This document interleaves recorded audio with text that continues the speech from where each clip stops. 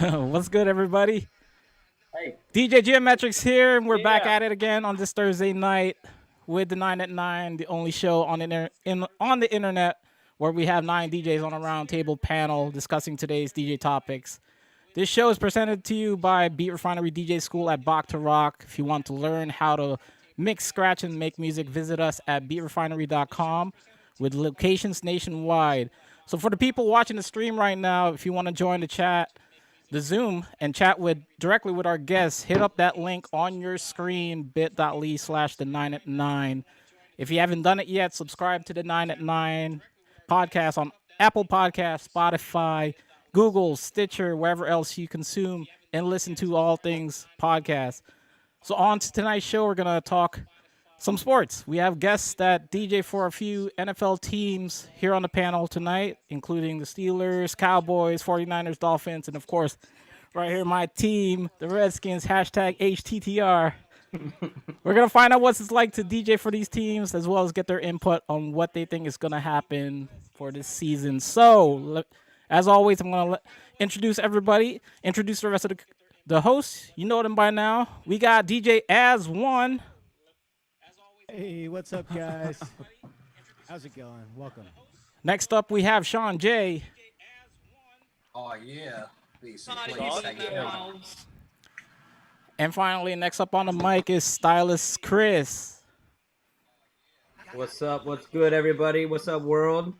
I'm super excited to have our very first episode of Sports DJs. Being sports DJ myself, you know, we are a different kind of breed of DJs, the ones that do sporting events along with their other types of DJing. We kind of see a different road sometimes and travel a different road, and I'm excited to hear.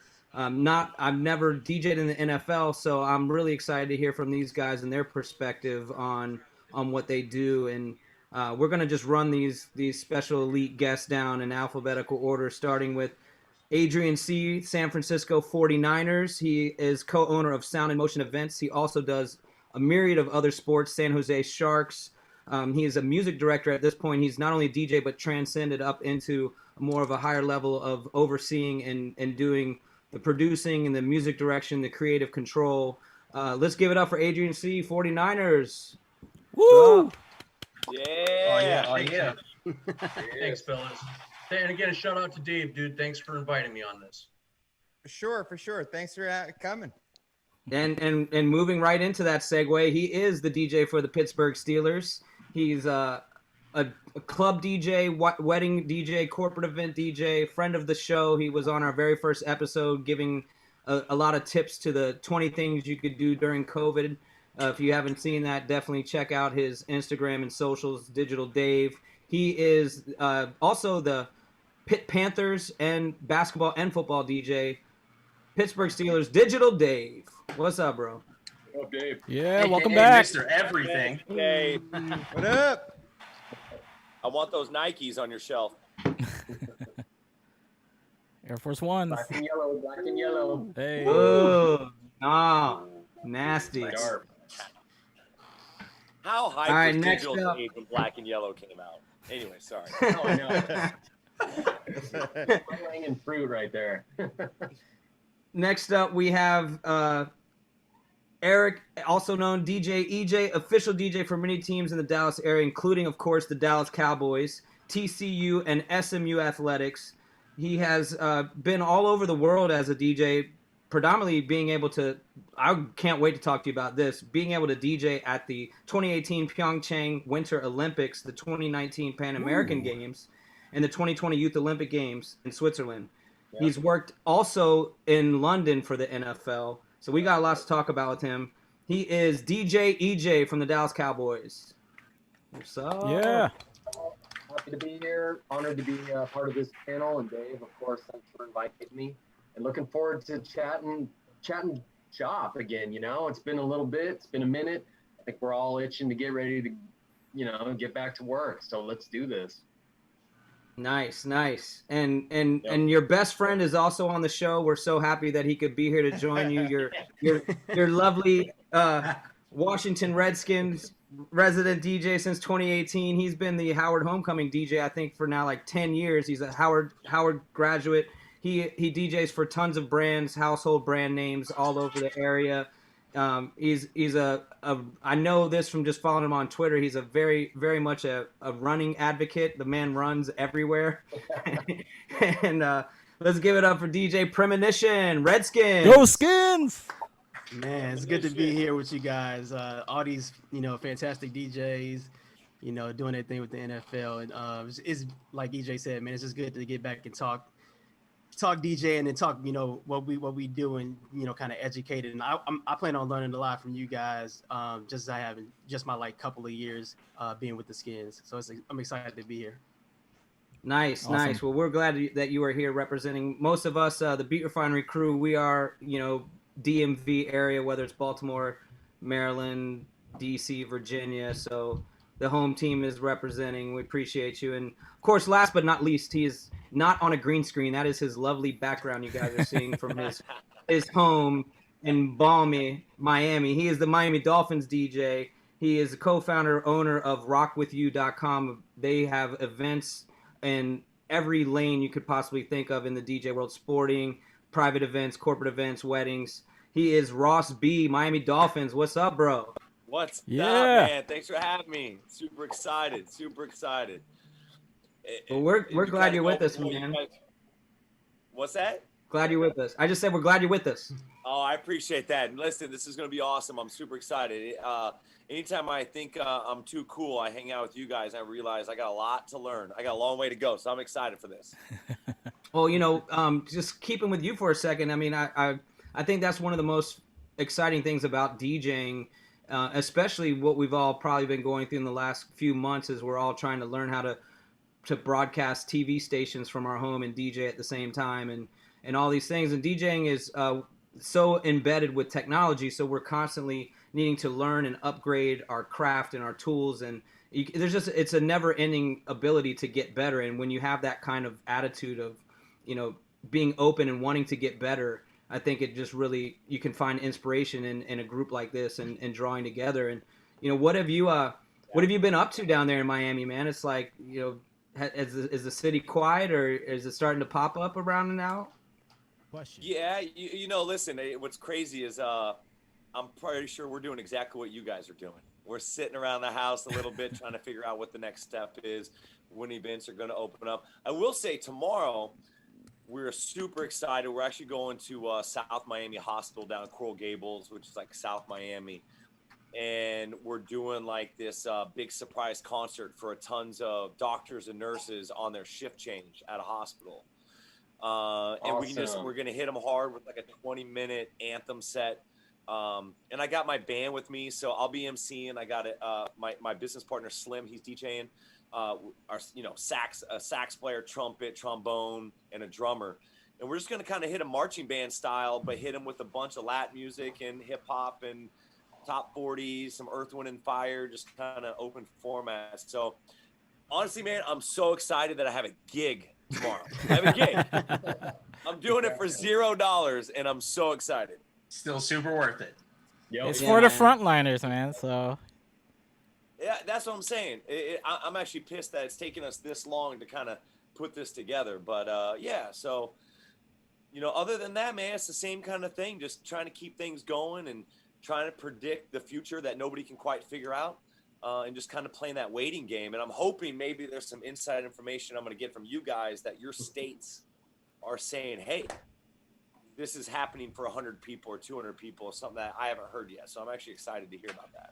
Yeah, and on that topic, we don't, all of us know in the sports world that there's always several bosses above bosses to bosses, and they're always like, don't say anything on the internet that's going to get us in trouble. So we don't want to have anybody give any insider information. But Adrian, I wanted to go to you really quick, and for our guests and people watching around the world, we were talking about this before, but Adrian is one of these kind of a unique character because he's been DJing for so long and did such a good job at what he did that he was able to really scale out his business into a lot of different avenues. And I know this from working at baseball, but when you're working for a sports team, when they find people that they know are really good at their job, they really do try to hold on to you and build you up and let you gradually take bigger steps and take on bigger roles and responsibilities. And as we were saying in your open, you went from just being DJ to now more even bigger than that, being a music director, music creator. Where I'm assuming that you've probably been on some calls of things, and what's kind of happening. What are your thoughts? What's your feeling about what's gonna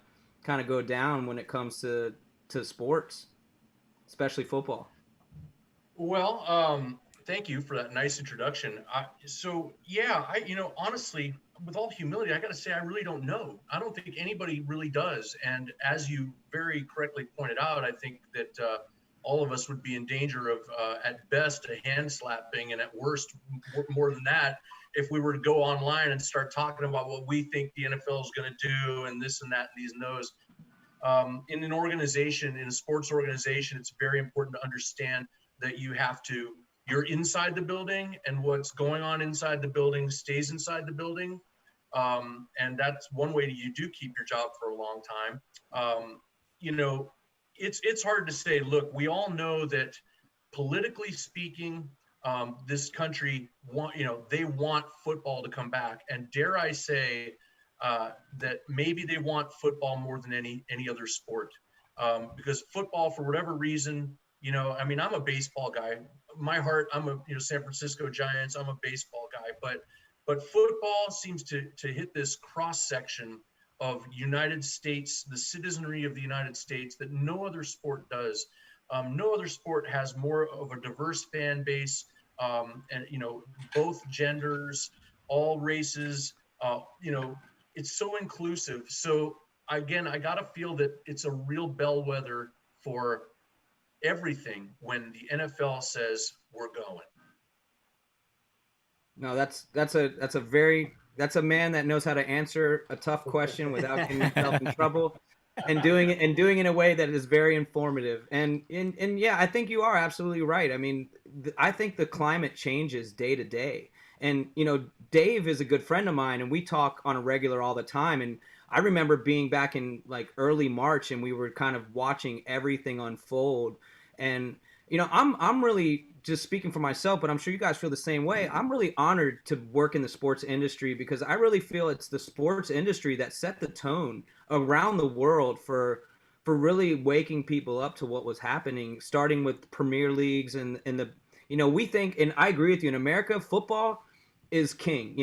There's no bigger sport. I mean, you can just follow the money, and that football is the biggest sport in America, but it doesn't even compare to what Premier League and La Liga and some of the soccer leagues in Europe are. And they were the first ones to just start to shut it down. And then the NBA followed. And Dave and I we were having this kind of week-long conversation, just being, can you believe this happened and this? And it was just escalating. And so it's really hard to predict on what can happen. And I also think, like, in the same flip, we might see the rolling of it starting so fast too, where it's like one engine goes and the rest start to follow that stream as well. And you guys, you're also doing hockey, and that's another one where it's like it's really hard to even see that being able to come back with being in a closed buildings. Football, baseball, they have a little bit more. If they were trying to, even with the players, you're in an open air. It's not as on top of each other with baseball, but then like basketball, hockey, like it's not gonna happen, and at least with fans. Do you guys just by a show of hands, do you think that we'll have fans for the NFL? Yes. Yeah. I think they're going to try and do the 25% deal. Like here in Texas, we've kind of been at the forefront of opening up, much to the chagrin of many people. However, I think today they just announced that, I think it was at the end of June or sometime in June, pro sports can open back up as long as they're in outdoor facilities. So what that means for me, I'm not sure. And actually, that's been kind of funny. A lot of local media is like, so what does that mean for AT&T Stadium and the Cowboys? Because if we open up the roof and the doors, and there's a big wind going through, so who knows what's going on with that? But yeah, I mean, I think that they will try to come back with either 0 fans or 25% at the beginning, and kind of gauge that, which ultimately opens up a lot more responsibilities from us as a sports director or music DJ standpoint, because now it's like if there's no fans, there's not going to be a smile cam, there's no kiss cam, there's nothing. So now we gotta program a whole break, which also means that now we just get to do 3.5-minute kick-ass mixes, right? Yeah. So yeah, I think that they will try and come back because I've always said sports and music are a very simultaneously polarizing and unifying thing, and that's going to be what kind of is the glue that kind of brings this whole country and society kind of back to what we're going to call normal from going on. Yeah, that's a good point. I think I couldn't imagine 25% fans and especially how that for would look. AT&T I mean, Stadium. at a Redskins game, it's kind of the par for the course. It's already there. We've been, if you look at what's been happening at Redskins games, the last, it's hard for our home team right now. There's We're at Well, like you guys, 25% fans an hour and a half before kickoff. yeah, and they're already drunk. Oh no, they're drunk long before the doors open. Pittsburgh is, it's a unique place. I've been fortunate enough to come up to Pittsburgh. Even when I was a kid, I had family in the West Virginia area, so we would drive up to Pittsburgh for day trips and stuff. And I think you find it more in an area that's a blue collar kind of a city like Pittsburgh, where it's people are pretty much that live there are from there. They bleed their team colors a lot differently than in DC, where we're a very transient city. I would assume San Francisco is a little bit half and half of implants and locals. And Cowboys it's different because they're, regardless of whether you like them or not, America's team for a long time. Their fan base is just massive. But Pittsburgh is one of those places where, I wouldn't want to go if I was like a fan of the other team. That's not a place I want to go in a different jersey. But what, Dave, speak on some of that, that Pittsburgh, what's happening with your Steelers? I know you had told me you've been doing some work. Yeah, I mean, we've been still, doing for both the Steelers and Pitt football. We've been doing kind of our normal off-season preparations, talking about new songs for pumper videos, reviewing games from last year and music and kind of just, like I said, it's kind of been business as usual. I mean, we just recently, after the schedule and preseason schedule came out, the entire production staff, which for those listening that aren't familiar with this, we all work with the in-stadium production staff, which means, all of the in-stadium camera people and the TV people, the television director, the producer, the PA announcer, soundboard guy. There's a whole big group of us that work together.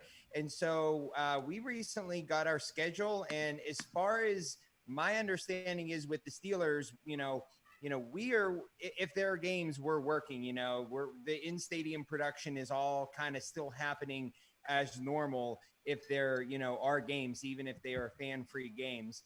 I know that, Pittsburgh, especially with both the Penguins and the Steelers, is just a huge sports city. And so I know that people are hoping to have Pitts football back. The Steelers are, Pennsylvania has been one of the states that's been a little further behind with reopening. We still don't have restaurants open other than carry out. The most you can still do at restaurants is carry out, even if they have outdoor patios. So our governor has, been kind of holding back a little bit with the reopening process. So I don't know where we're going to stand. One thing I did hear, and this is kind of just something I think I've heard a few times in the media, is that my understanding, and this isn't from internal information directly from the team, but my understanding is the NFL, for competitive advantage, is not going to, if 31 teams can have fans or 25% fans, and one team, whether it be maybe like the Giants or the Jets in New York, is not able to have fans at all, the NFL's, my understanding is they're not going to let, anyone have they're not going to have let anyone have more than the minimum. So, it's either everyone's at 25% or 50% or zero. And again, that's something I've heard several times throughout the media. That's not internal information from the team, but I could see that happening, and I could see the fairness behind that mindset. Now I know for FedEx Field, a good majority of the fans come on the Metro. They come, they gotta, even if you park in some of the parking lots, you got to get on shuttle buses, and so I would assume that for the Redskins, there's a whole other factor, and maybe for some of you guys too, in your homes in stadiums. But Prem, man, what's good over there? Have you started to communicate with your staff? He's You're muted. Yeah. Well, we started to kind of come together like right after the season, kind of do some review stuff, and then, once COVID hit, we had all this stuff planned for draft. We had our draft party at the Harbor that we were going to do Thursday, and then do a fan experience on Saturday. And once everything kind of got shut down, that kind of got axed. So we kind of been in like a holding kind of waiting period just to see kind of what it comes down from the league office and kind of where we're gonna kind of maneuver from there. But I kind of like Dave said, I kind of have still done my preparation to kind of get ready, which you kind of are always doing. Every off season, we always still DJ. So you might be DJing at a club and think of something that works for a stinger during the game. So yeah. I still do all that prep and every week kind of just go through and review. So it's mainly just like really a holding pattern that is kind of like, it's a little antsy, but I think that the NFL is really committed to kind of making this thing work and bringing sports back. So I'm confident in that. Well, and I got to give you props too, man, because being a hometown guy and myself and going to Redskins games, we all know for years, and being like a sports DJ myself, there was a lot of time where the Redskins music was just really, really stale, man. They would do the same third down song like every single time, and like I think since you got in there, man, like maybe a year before you got there, but it hasn't been very long. Where I'm at least noticing that they're allowing you guys to spread the musical flow a little bit, which is good, man. It means you're doing a good job. They're starting to trust you, or there's new people that are willing to allow you to do what you do. But I appreciate that. Yeah, I mean, I have a lot of freedom, and it's me alongside. Like when we get into, and I'm sure we'll get into this more in depth. But like when we get in game, it's me and also DJ Jealousy, who does a couple other teams in the city, man. And so like we kind of bounce off each other depending upon what scenarios we have coming up. And so like just being able to have that kind of freedom, and like they're really open to kind of branching out and really giving a better fan experience since I've been with the team. So it's really like a pleasure to work for the team. I want to jump in there with a quick question, actually. And Premonition, you and Digital Dave both just spoke to this. Stylus Chris, you're a sports guy. You play for a team. I'm not a sports guy. This is kind of all I do. So when you guys both talked about the process of reviewing the footage from last season's games or just previous games in the current season, I'd love to hear kind of like what that process looks like, as I'm an outsider with no context, and I'm sure a lot of our audience would be interested in hearing like that inside perspective on what this really looks like as a DJ to have let's say a board of people that review your song choices and like the decisions you made creatively as it applies to an NFL game or any major league sports game. I'll go first. Well, the review really is for a lot of it's for my own internal kind of getting better and kind of branching out and making things even the experience even greater for the fans and for the the players as well, because I know like everybody on here, we do player warm-ups and kind of making sure that we get that energy going. So I'll like look through what's called a game record, which we kind of get back from the team, that has like our entire kind of video and audio board. I'll kind of go through that, see spots where maybe I'm not in and out of the music fast enough, or maybe this didn't hit like the way I wanted it to, and kind of just go through that. But that was really like a lot of my first year, because I was just so brand new at kind of going through the process. Now I'll kind of like just to make sure that I might like comb through a game really quickly. But you're always thinking about different music that you can use when you hear stuff like I'll hear a song and say, okay, I can take that 30 seconds and use that as a quick timeout or something like that. So a lot of it's just kind of using your DJ mind and kind of just expanding it and applying it to situations that you end up seeing during games and during the season. Tell us Yeah, more so about the Adrian, tell us more, Premonition, like real quick. Tell us more about like when you're studying, like you mentioned the video board and basically the game recordings. What are you actually like studying? Are you looking at studying the crowd with the reaction? Are you focusing on like a section of like the stadium that that probably has a rowdy crowd? What let us know, like what are some of the things that you look for? Well, a lot of that we're kind of like, I don't know if that's true for all the rest of the DJs, but we're kind of like slightly blind on that. Like I can see them reacting on the video board, but I'm already into the song at that point. So it's more so I'll know when I review, like a lot of it's just timing and like, okay, did this song get a player hype?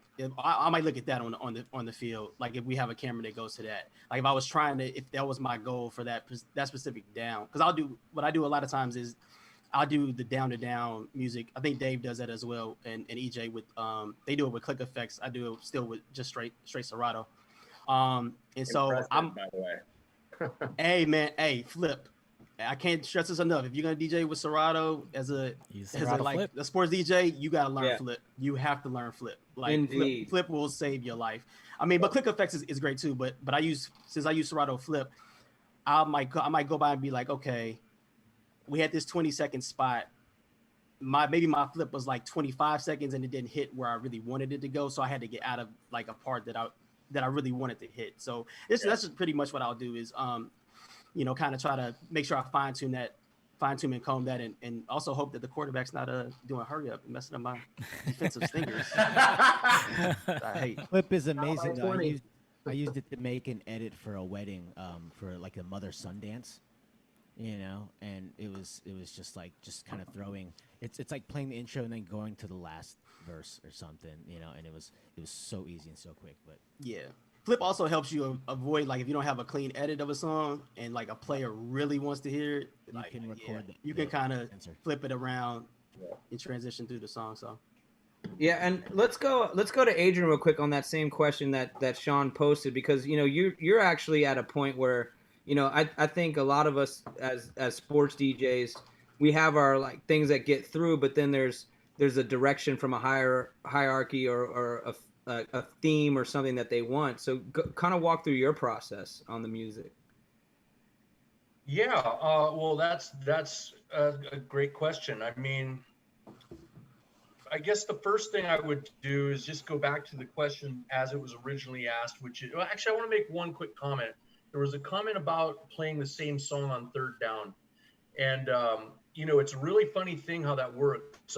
For the first many years I was doing the 49ers, I had this huge bank of just awesome, like perfectly cued third down energy builders. I had a few that were my favorite, but because as a DJ, when you get right down to the heart of DJing, I mean, you are by instinct, you're trying to not repeat yourself the whole time. You're trying to be a music fan and you're trying to go like, I don't want to hear the same song over and over again. That's lame. It's boring. It's creatively lazy, all this stuff. Right. But what I've been kind of conditioned to now for these past few years is to look at it more simply and from the fan's standpoint. And it all started with the directive that they wanted every third down, they want the Hell's Bells bells. And that came straight from from the coaching staff. So obviously the answer is yes, and that's what you're going to be doing. So it's cool. It's cool. I've learned, at first I hated it. I thought that, wow, that really just completely snips me off on the creative. But what I learned to do was to use it in really creative ways. And so now those bells are always there, but I'm filling with like these acapellas over the bells and like all kinds of prompts and noises that swell under the bells. And it's awesome. And it's kind of unique, and artistically, I get a little bit of a charge from doing it because I feel like I'm creating again. And honestly, it's its reactive potential is delivering at a higher level than just the bells were. So the team's super happy because I'm able to, ride that wave. Like a third down late in a game when you're, in a super tight game, you're trying to hold a lead is way more intense. And you want a place to go with that rather than a third down that's on the third series in the first quarter, So that's my first thing I wanted to say. Review of game tape. Yeah, that's a huge one. And, I think it's great that you do that, Prem. I hope everyone gets the chance to get that from the team. If you aren't getting it from your team, just know that they are reviewing that for you. so it's good if you can take a look and listen. But I've found it really useful. How I review it is I'm trying to see how I am programming to the momentum of the game. Like I'm reviewing, how well was I reading things? And then even more, how well was I leading? Like we talked about in the little preview we did, how well am I leading the crowd where I want them to be in the interest of team, the team, in the interest of the win.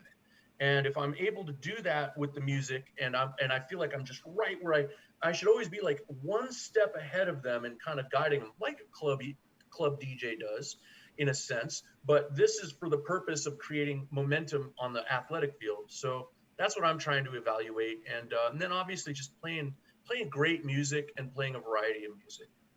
I hope that answers what you want. That's great. All right, Dave, I see you, Dave. You're hungry. Go ahead. So just to clarify, because I just want to make sure everyone watching and like Sean and Gio, are familiar based on some of the questions that were asked on exactly what we're looking at when we look at game tape, is that we're looking at the actual feed of what is on the scoreboard, and we're listening to the actual audio of what is on the scoreboard, nothing else. So we don't hear any fan noises. The only fans we actually see are ones that would be shown on the scoreboard. And then when a play is going on, we hear dead silence because there's no audio coming from our room during a play. So what we're actually watching is a literal tape of what was aired, both video and audio, on the scoreboard during the game. So we don't see any fans but the ones that were shown, coming back from a commercial break or something like that. So just to clarify, that's what we're looking at. And I guess, kind of bouncing off similar to what Adrian said, when we're reviewing the tape, it's a what we do is kind of a cross between we're trying to pump the fans up, but on some other level, we're also soundtracking the game, and we're soundtracking what's occurring. And I know one of the biggest notes that we got with the Steelers, I believe it was 2 years ago. I want to say it was the year that we lost twice to Jacksonville, both in the playoffs and at home. And we had the first loss at one point, I want to say we were down by 21 points at one point in the game, and we came back and made it closer. But, as a football team and a team that's, pretty good, most of our music is up tempo, and it's either celebratory or music that, should ideally get players fired up, fans fired up. And, we got notes, including my boss, from like higher ups, basically saying, we're down 21 points and the stadium kind of had the air let out of it. And it seemed odd to be playing, overly happy music. And to an extent, that was most of what we had at that point. And we're very rarely in a position where we're down by 21 points. And so, we kind of retooled the following week, and we're like, okay, what are some songs that we can play? One that's just popping out into my head is something like Mr. Jones by Counting Crows. That's kind of like a neutral song, and not like, Can't Stop the Feeling by Justin Timberlake, and not like a, pump up hip hop or dubstep song, and just this kind of, or hard rock anthem like a, Renegade or an AC/DC, but it just kind of songs that are just there for those rare moments where you do get a situation where, you kind of got hit in the mouth and the vibe's not quite ideal in the stadium. And you're looking at the game at that point from almost the soundtracking standpoint, In addition to, you're still trying to will your team back, but there's only so much you can do with the fans when they're in that mindset of our team's down by 21. Yeah, and I'm going to get into that a little more with everybody. We'll come back to that specific topic about finding the balance between playing music that fits the tone of the game versus keeping people staying at the game. And I just want to keep the same conversation going of the question that Sean. Let's have Ross give us your take on how you come to your approach, and then we'll finish it up with EJ after that. Before I go into my approach, Chris, your background, I feel like you're actually at the game. Like you're one of the only people that has been allowed. Like all of a sudden, the Nationals get a packed stadium for some reason. It's crazy. It's such a perfectly placed background. When if you're familiar with the Nats and when the Baby Shark phenomenon hit, oh boy. The Nats our audio room is at the top of the stadium. It's like literally on the 5th floor. It's the tallest audio room in all of baseball. Most places, and probably for you guys in football, they usually put you, 3rd level, like somewhere around, or maybe one level right up above like the press, or on the same level as the press dining and all that. Well, the press is actually at a higher level than they are at most other ballparks. And then our audio room is like way in the sky. And you can feel the whole stadium shake. When the whole stadium was doing the Baby Shark thing, our whole entire room was just wobbling during the playoffs. It was wild. But yeah, man, thank you. But go ahead. That's so awesome. It's funny. It's really cool to hear Prem and Dave talk about how the organization that you guys work for brings you guys in as a creative, artistic mind to say, hey, you guys are the DJs, you're the pros. We're going to talk about the run of show. We want your input. And you always hear about organizations on why they're so good and why they have this long, I guess a big brand like you guys have, where you're just constantly pretty good for the most part, year in, year out. And then you hear about organizations like Miami, and it's so funny. Like, I love it, but I'm so jealous that you guys get brought in for these creative meetings. I don't know any better. I haven't worked for another sports team, so all I know is this, and I thought this is just how it was. And now listening to you guys, I'm like, oh my God, you guys are actually involved in a lot of the day-to-day programming of music. So it's something that I'm going to talk to my boss about. Unfortunately, in Miami, I've been there for 3 years now, and I've had 3 new bosses. Yeah. Like that's the organization, it sucks, man. But it's, you finally get a groove going with my head coach, and then bam, that coach is gone. My last guy, Justin Cashley, he just got the job for the Las Vegas Raiders. So he got that gig. And so I don't even know, they've done budget cuts and whatever. I'm going a little off topic right now on it. But as far as like prepping on what I do, what I've done up to this point is I've gone in one time, about a month before season, and we just kind of talk about what we want to do. We can talk a couple of song specifics, but it's more or less, we want these type of vibes during these timeouts. If we're down by 21 to the Jaguars, let's go with more of that neutral type song. Nothing too high, nothing too low. So we kind of prep on that. And then it's like, okay, see you at game day. So I've gotten used to it now that it's my 3rd year doing it.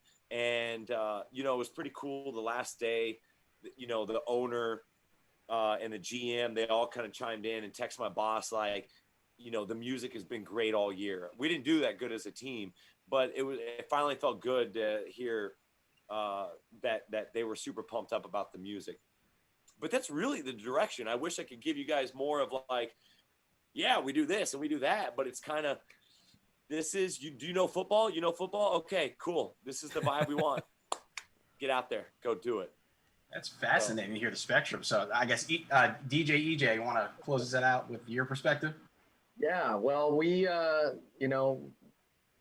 at AT&T Stadium, obviously, which is an iconic venue now. So my producers are not only focused on our, 8 regular season and 2 preseason games every year. So grabbing their ear is not always an immediate thing. But what I do, I've found that what works best to help me improve is being ahead of it all. And so basically after every game, I send a recap of like, oh man, I could have been better at this moment, blah, blah, blah, and so I actually, yes, I do watch the tape from all the videos. And I used to play baseball in college and professionally and everything. And I know that a lot of football players watch the tape as well to help them improve. So that's really what I liken it to, because I have a lot of younger, people who are very interested in working with my company to do sports music as well. And so what I tell them is I always want to see what I had done, because, and another thing I always tell them is I have never, ever DJ'd a perfect game. Like there's always like everything's going great. Oh, yeah. And you get like almost excited, or you press the wrong button or something, and you're like, damn it, there it goes. But that's always something great to strive for, right? I mean, it could be one song that it just didn't quite fit or was horrible or whatever. But I do go back and look through those, and I utilize it almost as an athlete for me to be like, all right, I'll probably be in this situation again. And what can I do to be ready for a better song in that spot? Part So, of the rush. that's really the way I think about it. I take a lot of that athlete mentality into everything I do. And I think it really helps too, because yes, I do get a chance sometimes to get in with the players and with the coaches and then really feel what they want. But then there's also a directive up top of, hey, it's not going to be all hardcore hip hop the whole time, because that's what the players want, obviously. And so how do we get that match? And so trying to find those opportunities within the flow of the game is a fun challenge. It's a very challenging challenge, of course, but that's really what I do. I'm always trying to improve, and I'm always looking, I'm asking for feedback. Obviously, sure, what worked well, but what can I improve upon for next time? So knowing that I'm going to be in that spot again, that I can have even better track to play, or hit it even quicker, or be, tell a better story. I always like to say we tell a story during the games. We provide the soundtrack, we tell a story, and no matter what happens on the field, if we get our butts kicked, or if we kick their butts, I want the fans from 6 to 96 leaving thinking that they had a great time, where it's like, well, you know what? Wow, we lost and it sucked, but I really loved when they played this song. I really love when they did this and all that. So I'm always trying to improve, and those game tapes, which Dave hit it on the nail. It's just like, it's not really a true function of what anyone sees in there. It's just that video board feed. So you're really kind of going back from that. And then, but that still helps a lot too, because of course I'm watching the video board as I'm doing all my stuff, and I'm like, okay, yeah, that worked well. That was a good transition. I'll improve on that for next time. Yeah, I think it's a unique scenario to be a sports DJ, because most people, if you're just a regular DJ in any kind of event, you've got your headphone cue and you're just kind of doing your thing, and maybe some people are talking to you. But like as a sports DJ, you got your headphone cue, you got your producer cue, you got somebody else, and sometimes it's so much chaos in your head, and like you're still trying to be so cool with it. And if people only knew all the different voices, there's always the one like video guy that doesn't care about sports, that's telling like Seinfeld jokes in your ear, and then there's the guy that like actually secretly doesn't like the team, but he works there, and so he's kind of getting really like a really joy if we're losing, and your boss is telling you, hey man, you got to get him going, and he's just like and then you've got that scenario of where with sports, you're not at an event where you're trying to take the crowd on a journey. You're really at the mercy of the game. You're at the mercy of the plays. And like, I know in baseball, what we try to do is to think about every different possible scenario that could happen. And with baseball, you've got lots of things, in football, you do too, I guess. You've got, if it's third and 7, then you're trying to think about what song you're going to play if you get the first down, or if somehow you get like a really big first down, or if it's a sack, and so you're like start to put all these scenarios in your head and your songs with it, and it's really like air traffic control, I think, in a lot of ways. People don't really see that side of where you really have to know your template, you have to know your music, and I'd like to start that back up. Let's start it back with you, EJ, and go back around to everybody. Like what's your flow when you're in that moment of a scenario? Well, real quick, I think Adrian and Dave had something to Yeah. comment on this, right? Do you guys have something to tack on to that last? Yeah. Dave, why don't you go first, bud? Well, I was kind of going was bouncing off of what Chris was starting to say even before he hit the question. So you go ahead and then I'll jump back in. So polite. Yeah. You guys are so polite. All I wanted to say too, there's one other really interesting thing that happens in the NFL, and I don't know if it happens in MLB or other sports, but there's a thing called peer review. Now I'm sure, you guys all have experienced that. It's actually really cool. And I actually connected really well with we were reviewed by Dallas this year. So it was super fun hanging out with, I can't remember his name right now. Yeah, just super, super cool. But the cool thing is a representative from one of the teams, usually a game day producer, will go to a different team and then just literally sit there and review all their functions for game day presentation, and then submit that review to the league and to the team. And it's in the interest, because that's one of the cool things about the NFL is it really is a partnership between all the teams and all the owners. No one wants a good idea to be hoarded by one team. They want it shared. And by doing this, it gives people a lot of food for thought. So I found that to be a pretty cool and fascinating part of the review process. Yeah. Jacob actually texting me during that game. He's like, man, Adrian's got some good stuff here. We're going to steal. Right on.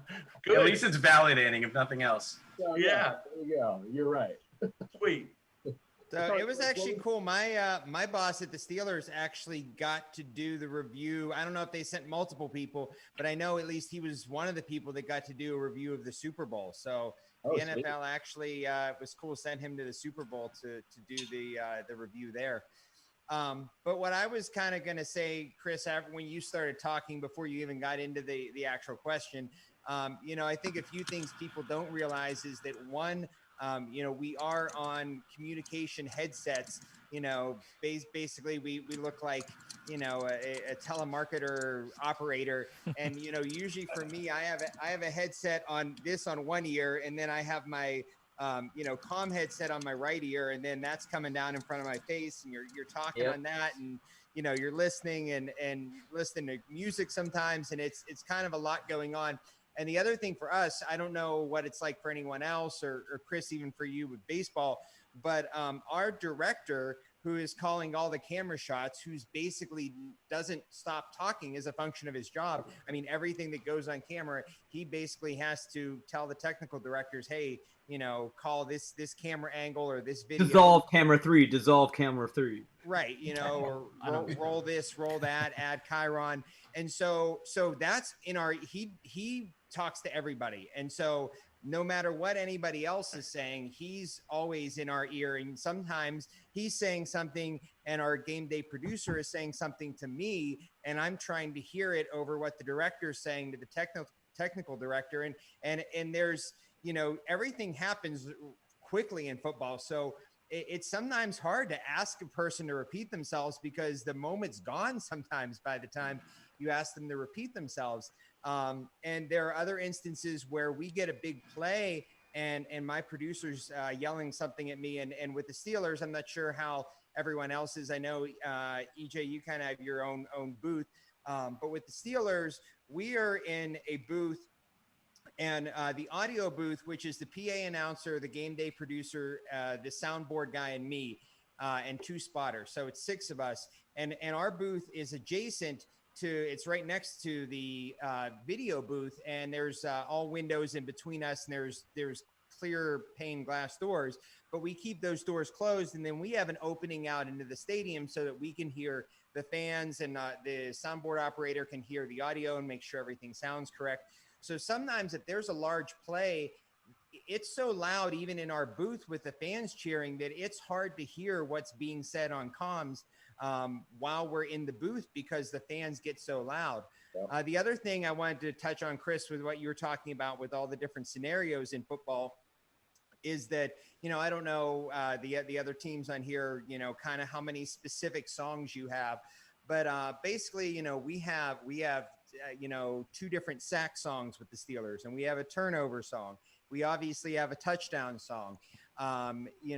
We have different stingers that we use between defensive downs. We have third down stop, like celebration songs. So for us, if it's like third down, there could be 7 different songs that need to possibly be played after that down. I mean, we could be playing a celebratory song if we get a stop. We could be playing a sack song if we get a sack. We could be playing a turnover song if we get an interception. If we intercept it and return it for a touchdown, we're playing a touchdown song. We're playing a stinger if the other team gets a first down. So there may be 6 or 7 possibilities on that third down of songs that I might have to play, and be prepared for. And then even with the third down stop songs, there's some that are like bigger songs that get bigger reactions, and you're trying to save those for like bigger stops. And, you're just constantly really reacting to what's happening on the field. And a lot of times you don't know what to expect. The other thing real quick that is, happened to me, probably the first year I was with the team, you get in these mindsets, like sometimes there'll be a punt and they're going to go to commercial break. The network tells us we're going to commercial break after this punt. And so the producer tells you, hey, at this point, this commercial break, we're doing a military recognition and we have the song ready for the military recognition. And then all of a sudden it's a fake punt. And it like totally, like your mind's just like, we're going to commercial. And then all of a sudden, like that's all gone. And you have to be mentally prepared for that. You cannot stop paying attention, for 1 second to what's going on. And you always have to be thinking about what could happen, at any moment. Not only mentally prepared, but actually prepared and have that song ready in case it happens. Yeah, and a big thing for me real quick is just, and a lot of people have asked me, hey, how do you prepare so much? And a big thing for me has always been the organization and setting up, my click effects exactly how I want it and knowing where the songs are. And like, for instance, I have our touchdown song in like the top right corner of every bank, the offense bank, the defense bank, the kickoff bank. So no matter what, I know our touchdown song is in the top right corner. So no matter where I am or what's happening, if we ever score a touchdown, I'm not going to have to get to a different page to click that song. Here's what I'm curious about. Like with all the situational songs that you guys play every week, is it based on do you guys actually work on like what worked last week, or is it different in every game? Like, are you game planning for like certain opponents to where you have like a certain songs that you're gonna play just for them, or just improving upon from the previous week? Okay. For example, I have, so we keep talking about click effects, and that's kind of the industry standard for what sports DJs are using, because what it does is it offers a full page, basically playlist of buttons, and you can have up to 72 buttons on one page, so you can assign each song. So you can do a different page for like offense, defense, kickoffs, after kickoffs, blah, blah, blah. So, like if it's an offensive stinger, one of my favorite things to ever play, and I only can pretty much play it once a year, and it's only when it happens. So I'm always ready for it, but I've always been ready for it in the 9 seasons, that I've been working with the Cowboys. So like when we have a Christmas game and, now it's Zeke, it used to be DeMarco Murray, but whenever our running back trucks over like a linebacker or something and keeps going, I always play Grandma Got Run Over by a Reindeer. So yeah, I mean, but it's easy to game plan for other teams. Like, we used to do this, we've kind of gone away from it, but like, for example, when the Dolphins came to town and we would introduce, because our visitor introduction is sponsored, which of course everything is sponsored anyway. But so since we have to show the team walking out, when the Dolphins came to town a while back, I'd play the Flipper theme song. Oh, Nice. You're the a-hole. Okay, I know. I know. I'm paying attention, EJ. Here we go. But yes, I mean that's the beauty of this role that we play, is that sure there are great celebration songs that can transcend not only across all teams but all sports. We have I work 6 different sports at any given time, but yeah, it's always fun to add that little jab in there that can partake to a certain team. Like one more thing, and I'll shut up. But one of the cool things was we had a Thursday night game against the Saints a couple of years back, and the Saints were undefeated, and we were kind of waffling whatever, but we ended up beating them 13-10. And my first couple of years, I used to love using the song halftime, Stand Up and Get Crunk by the Ying Yang Twins, which is the Saints theme song. And it's so weird. I would get emails from Saints fans being like, I'm not a lawyer, but if I was, I would do a cease and desist. I'm like, all right, bro, come on. But so 2 years ago when we beat the Saints, it was the second to last play, and we were taking a knee, and I played halftime by the Ying Yang Twins. And you could hear all the Saints fans just go, oh, they just knew. And then of course the crowd went nuts and stuff. So I love game planning for whatever team. And thankfully I have, producers and management that are willing to let me be able to do that. Yeah, I was gonna ask you, Ross, because you were saying that it seems like you're out there in the Wild West. They're saying, hey, you're the DJ, do what you want. How does that approach work for you when it doesn't seem like you're getting as much direction and they're really relying on you? Yeah. Well, they're still giving us a good amount of direction. To go with what EJ was saying about game playing, it's funny. I don't know if this happened with you guys. It was pretty cool. You guys remember Sam Darnold last year for the Jets? He got sacked, I think, and he said he was seeing ghosts. Yeah. So that next week he played in Miami, and when he got sacked, we played Ghostbusters. Perfect. And oh my God, God, it was awesome because we thought it was cool and everybody was laughing. But then Twitter picked it up, and ESPN. News, so many things picked it up of the Miami Dolphins. Unfortunately, didn't say my name anywhere. Nobody knew, but just the Miami Dolphins DJ played Ghostbusters when So, just a little note to DJs who are listening to whatnot. If you can just get that one creative song, it could get a little bit of press for you that you could add to your old portfolio. I know Dave had one last year with oh my God, it was Bismarcky. Bismarcky, yeah. I remember that, yeah. Yeah, it was Monday Night Football, and actually it was we played you guys, right, Ross? The Dolphins were the Monday night game. Was it? I think. What'd you play? What was the?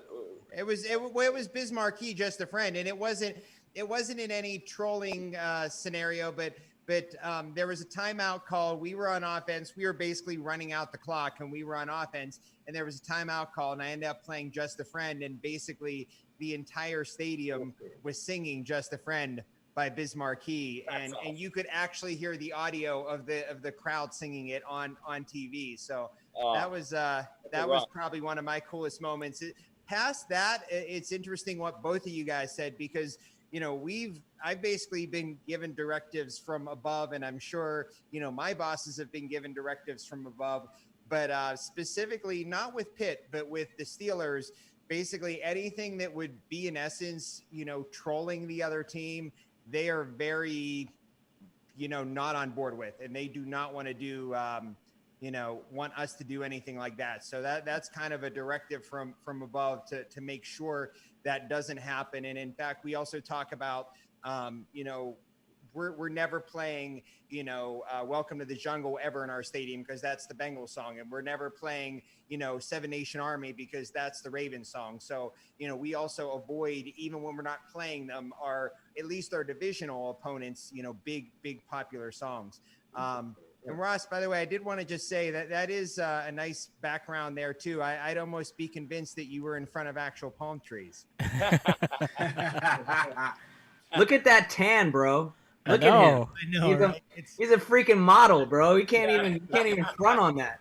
He's This is what got happens, man, when it's pool day every single day with your 4-year-old and 2-year-old baby girl. Oh man. Well, guys, We're gonna take a quick little break here. Again, this is if everybody watching the stream, we're streaming right now on Facebook, YouTube, Instagram, as well as Twitch.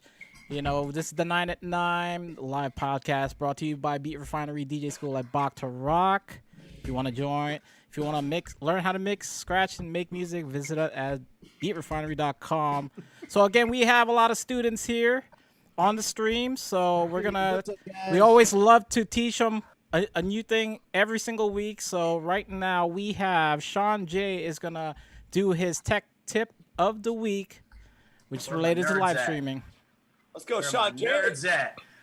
All right, guys. So first of all, shouts to everybody on the chat. I've been watching the chat here on Zoom as well as IG. So appreciate everybody coming in and showing love. I got some questions that we're going to see if we can throw in the conversation a little bit later. But let's get into the tech tip world.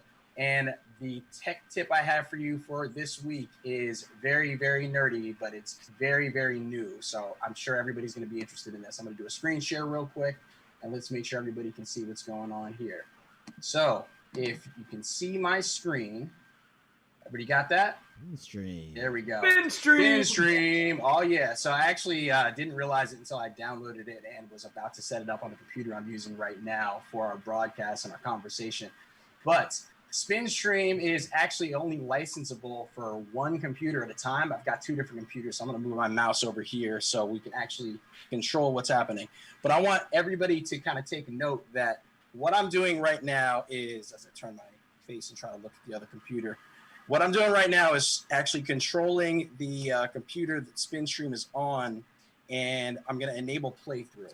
The purpose of this app is it's marketed for being able to allow you not to need a loopback enabled mixer, which we've talked about on previous streams. So I just hit the enable audio button here, and you can see the screen reacting, right?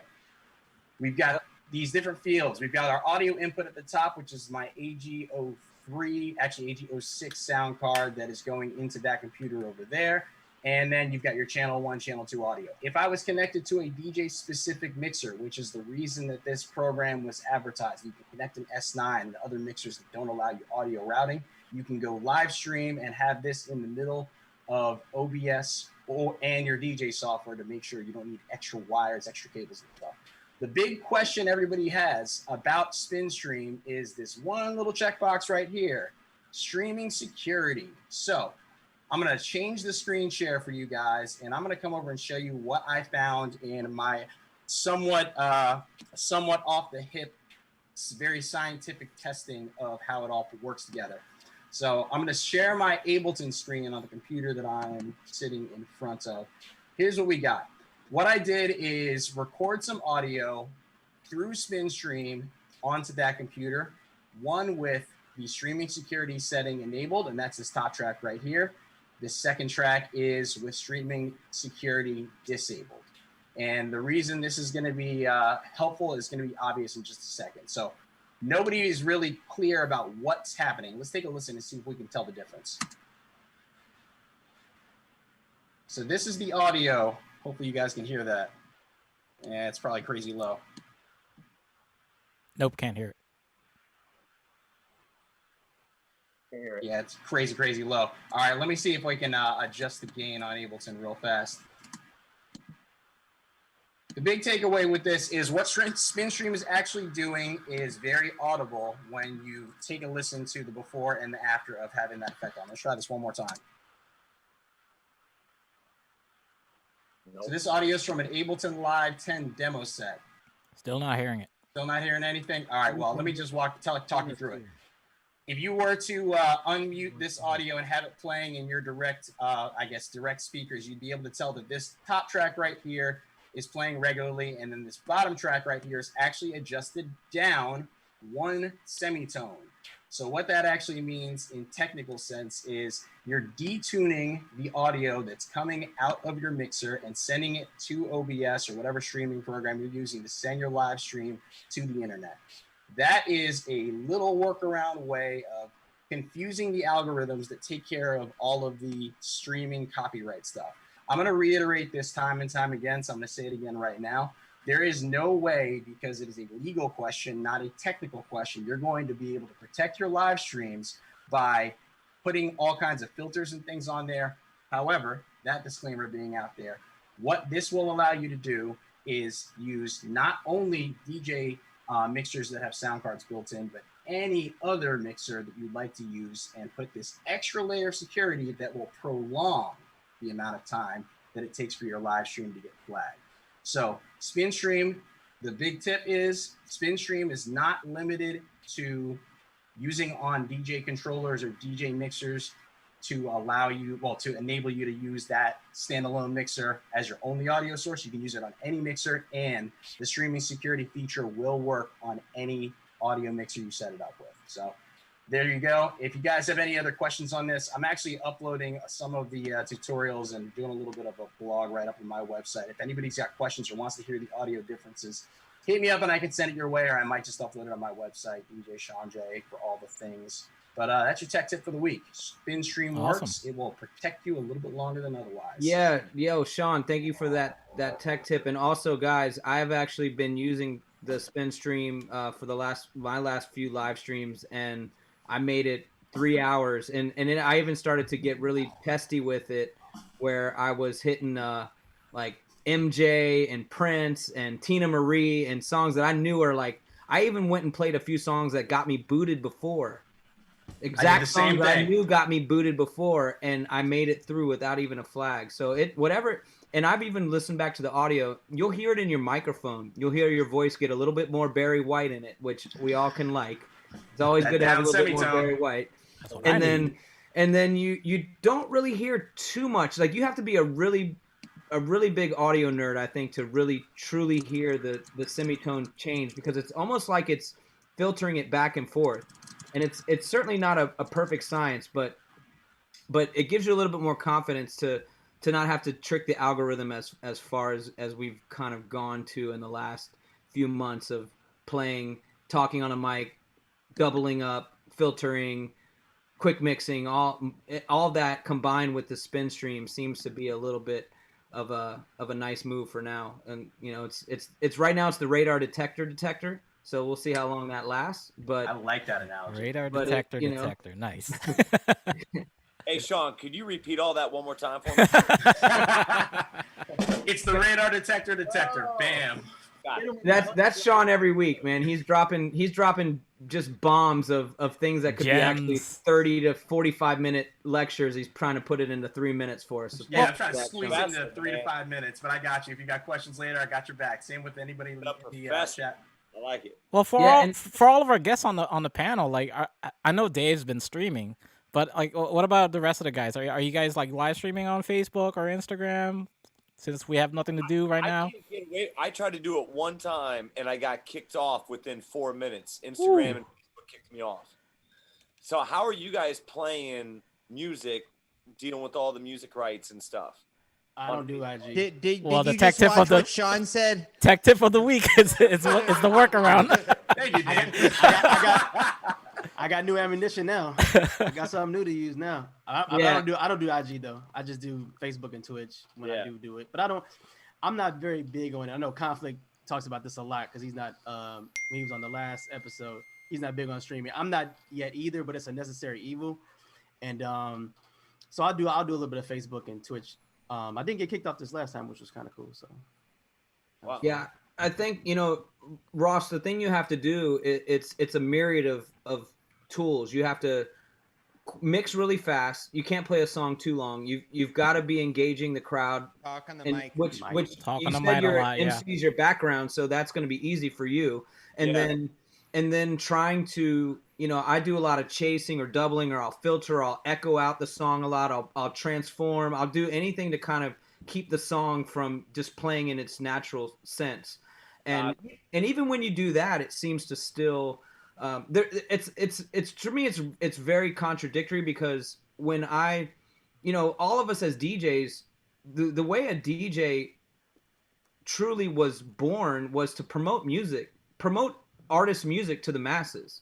And there's no better way that a DJ can can do a great, especially like what we do. We play music in front of 50 to 100,000 people at any given time. And if you play an artist song, now everybody's got Shazam, and it's like now it's instantly in their phone. You have done that artist a bigger service than any other person could have done for them. So it's like, you know, Facebook and Instagram are almost contradictory to what a DJ's true essence is which is promoting music. And the irony is when most of us get these flags in Facebook, they give you the ability to dispute it.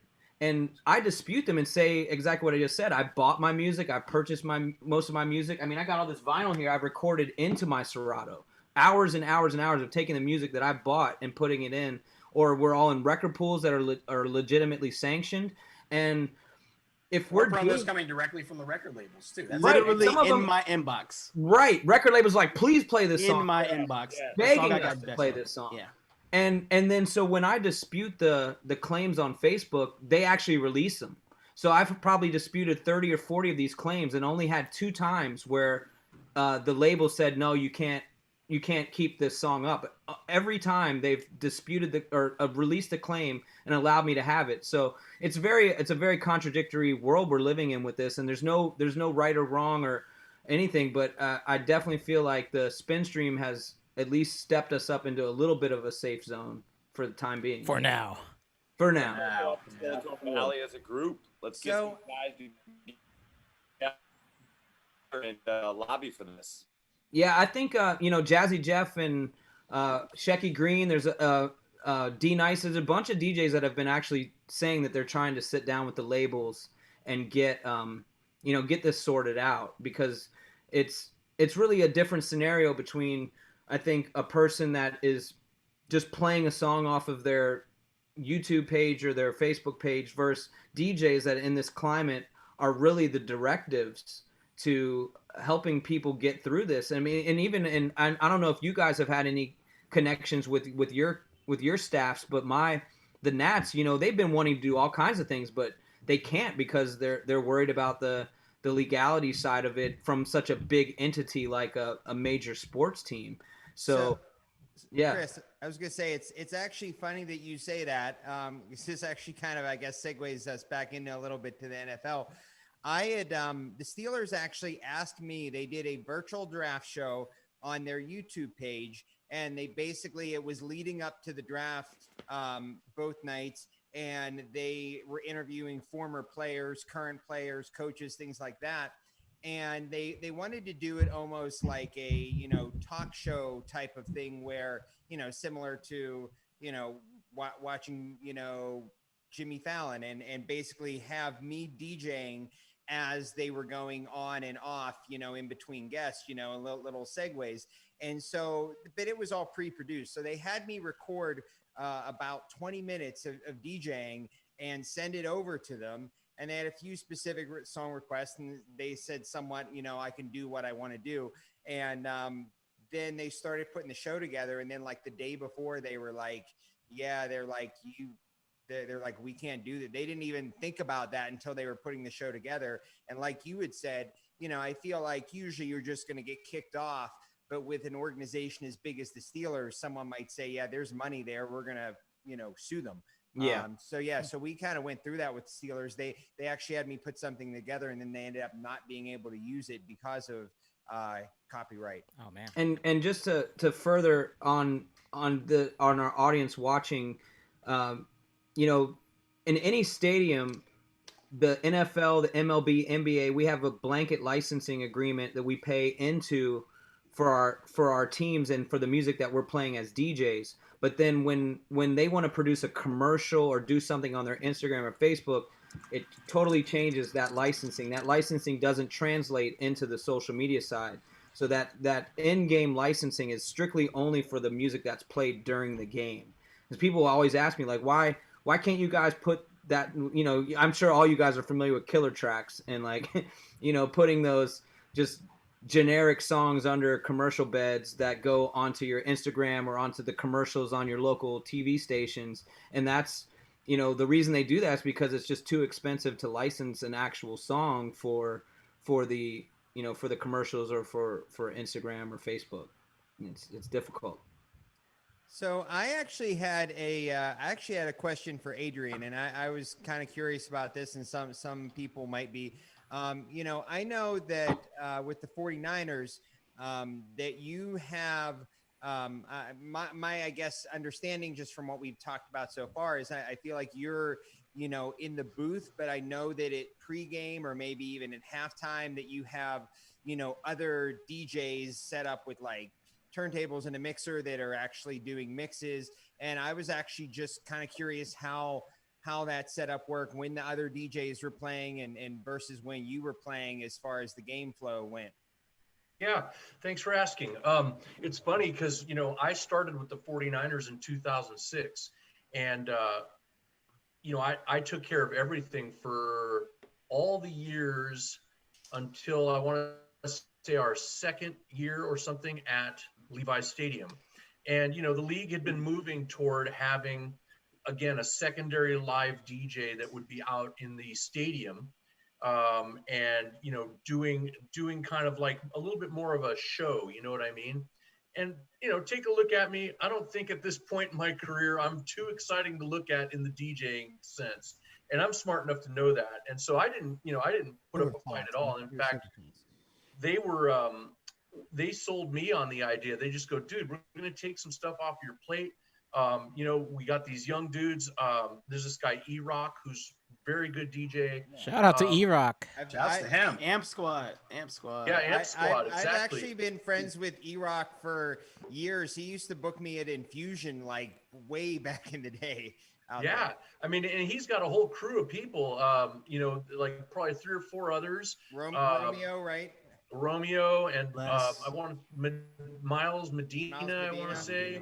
Yep, and a few other guys who are really good. And plus, of course, I think my favorite of all of them is Amy Robbins. I would imagine some of you guys, have met her. She's tremendous. I just love her. She works with us too at our company doing private stuff when we can book her.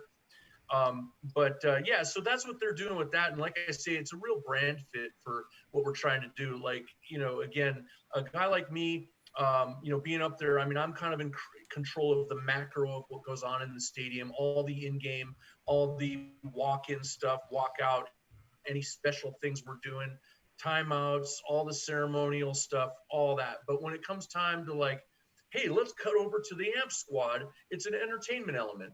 And the funny part about it is back in the old days at Candlestick Park, there was a time when they had a live band that they would cut to. So it's just a further evolution of the same concept. It's just another entertainment piece. And to be honest with you, I think it's great that they do it. And I think those guys in the Amp Squad do a great job. I got nothing but good things to say. Yeah, Amy's also, she's a DMV, resident from her youth, so we know Amy from way back in the day. And, we've got, Amy and I both do U.S. soccer together from time to time. And right. She's incredible. She's got a great energy. We've actually played clubs together. She's definitely got that kind of drive. And for all the students and DJs watching, that's the kind of fine line between DJing at a sporting event. Especially if you're one of the guys that's actually on camera or doing stuff for the fans, it's like, you have to let your personality shine a little bit if you're going to be in that set and not be afraid to kind of connect. I think the live streaming in a lot of ways is doing really good for guys to learn how to open up a little bit. And I think they're going to translate that into their shows, whether they're in clubs or, I know for me, when I DJ Nats games, a lot of what I do is pregame stuff, like for the fans coming in early, and you have to have that interaction with the fans and that connection to them. And, Amy does a great job. She was big shout outs, rest in peace to Risk One. I know that was the DJ that, helped, definitely helped RIP bring Risk her One along and kind of showed her the techniques. And, I'm curious to see like what you guys think about, back on what Dave was saying about the trolling and burning, because only because the fans' perspective is like they're like Ben Roethlisberger you suck, blah, blah, you know, and like the fans are very trolling, but then as the DJs are, you know, Dave's saying they're not allowed to. What about the rest of you guys? You know, just start rolling it around. So quick, I think with songs, it can be kind of a double-edged sword. If you get away with it and it hits, it really can work. And if it doesn't, it can blow up like it did for like the Chargers when they tried to troll Dave's team, the Steelers, by playing Renegade and then cutting to like Rick rolling them, and it completely backfired. It completely backfired. So it's like you kind of got to be really, really careful. I mean, have a lot of cachet, you know, with your team and have it. I would have that approved by at least 3 or 4 people above me before I even tried it. But in terms of like trolling, what I like to do is sometimes I do it very lightly, but we do have a slight troll for like the refs if they get the review in our favor. So I have like a little drop I do for that. That's kind of cool that no one I kind of put together myself, and I was like, all right, I'm gonna try this and see, because it's like one of those low risk things that's not gonna like burn me. But if it works, people are gonna die laughing on headset because I'm not gonna hear it in the crowd. Nobody in the crowd's they might get it, but I'm not gonna hear their reaction. But I'll definitely hear it on the headset. And so people were dying on headset because it's like a big bell, and then Darth Vader goes, "That is correct," and it was just everybody just started dying on headset. So it's like being able to kind of do that kind of in-game stuff that's reactionary. You can do it, you can troll, but you got to be really, really careful because when it does not work, it is the worst. Yeah, I'll chime in here too. You know, I gave the example about the Dolphins intro, and that was earlier in my Cowboys career. And, you know, since then, you know, there's been another directive where it's like, all right, let's get creative, but let's stay classy, you know? So, so what I'll do is try and find things like that ultimately benefit us and don't like talk bad about the other team overtly, which is sometimes a struggle as well. But yeah, I've kind of gotten my wrist slapped a couple times for some of the things that I've played. So I got to kind of walk a fine line every game. And, you know, especially, you know, what's great too is having a good relationship with your producers. So you can talk to them and say, hey, let's talk about this scenario. If this happens, what do you think about this? And, you know, either he'll be like, let's give it a shot, or I don't know if we want to try it. But sometimes when it's happening and I might see the play and I'd already talked to him about it, I'll be like, hey, what do you think about that? And, you know, it's got to be a split second thing, like where, you know, anything can happen. Because if you wait more than 2 or 3 seconds, I mean, even 2 seconds is an eternity in our world. Wow. But if you wait longer than that, the moment's passed. So, you know, I'm always trying to, like I said before, work ahead and pre-sell my producers and my crew to make sure that everyone's already known what's going to happen, so there's no surprises, so that you don't get fired. Yeah. Right. Making sure they trust the process. But yeah, just getting back to it, like I you know, when I first started with Cowboys, I'm like, all right, let's do this, and I was like trolling and everything, and they're like, let's tone it down a little bit, and especially, you know, with the vastness of AT&T Stadium.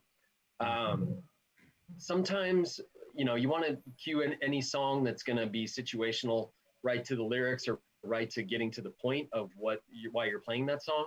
And sometimes you may lose it in that stadium just because it's so big and you don't really hear it, and either the crowd's roaring and all this stuff, so it kind of is wasted. So yeah, that's another big piece of the puzzle that I'm always having to try and put together too at the Cowboys.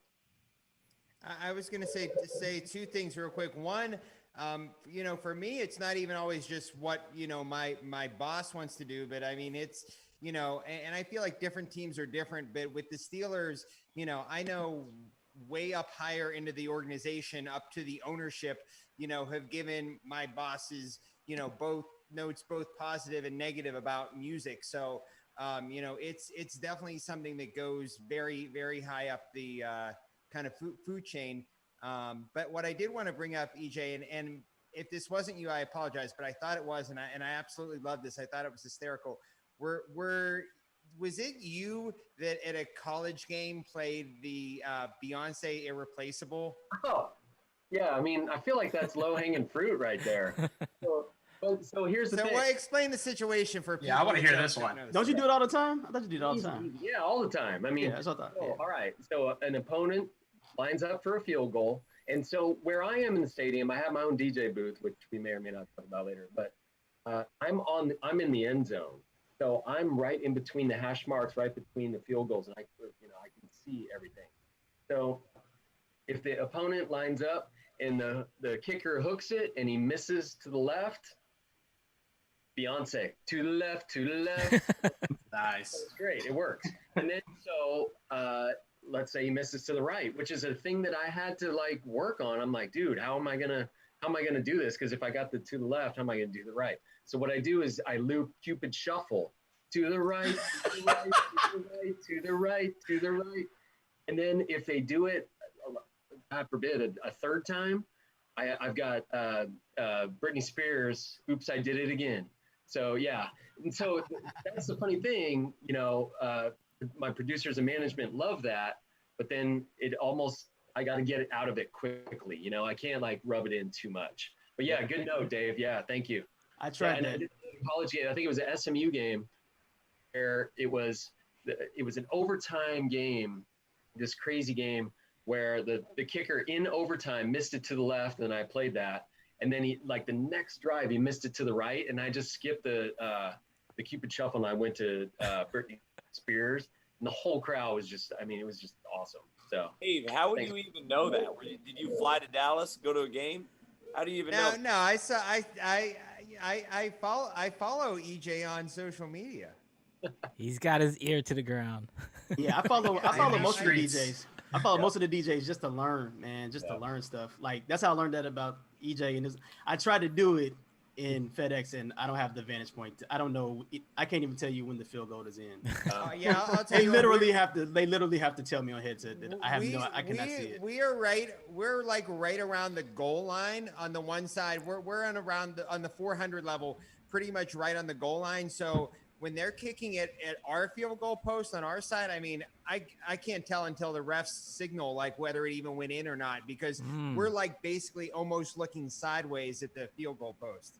What I will say is it's at first, I would love to be on the 50 so I could just see every play unfolding and all this. That's prime real estate, brother. I know. Yeah, it's older, especially in our stadium. There's no chance we can get there. But then moving to the end zone was quite an adjustment because there's, you can't really tell, especially on like, let's say a 3rd and 1 play and, they hand it off and it's just that big pile and you move forward. And it's like, I want to play something right after that. I don't know if he got it. So if it's 4th down, I don't want to be like, hey, cool, we got the 1st down. So that's always been an adjustment to have to make too. But now I feel like I've, been able to make that adjustment.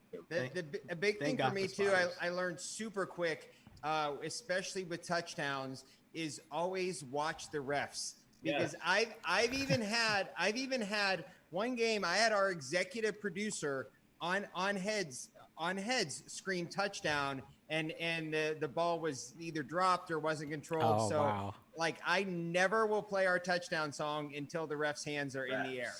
Never. 100%.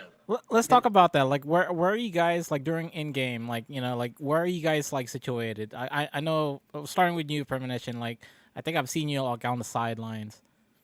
Oh, so 2 different things, 2 different years. So the first year I was on sideline I was like right by the our home bench for warm-ups up until so opening and then warm-ups, and then I moved to the booth every game. We have to like break down the booth really quick, and then I moved to the booth to the upstairs audio booth, which is like 200 level, like the 35-yard line. So to make that transition, like I said, we have a 2 DJ system with the Redskins, myself and Jealousy. And so he'll usually like cover that portion in between me moving, which is like a lot of it's limited because we're doing kind of promotional in-game content, stuff like that, like videos. So it's not a whole lot I'm missing. And then once I get up there, I kind of resume the specific duties I have for in-game.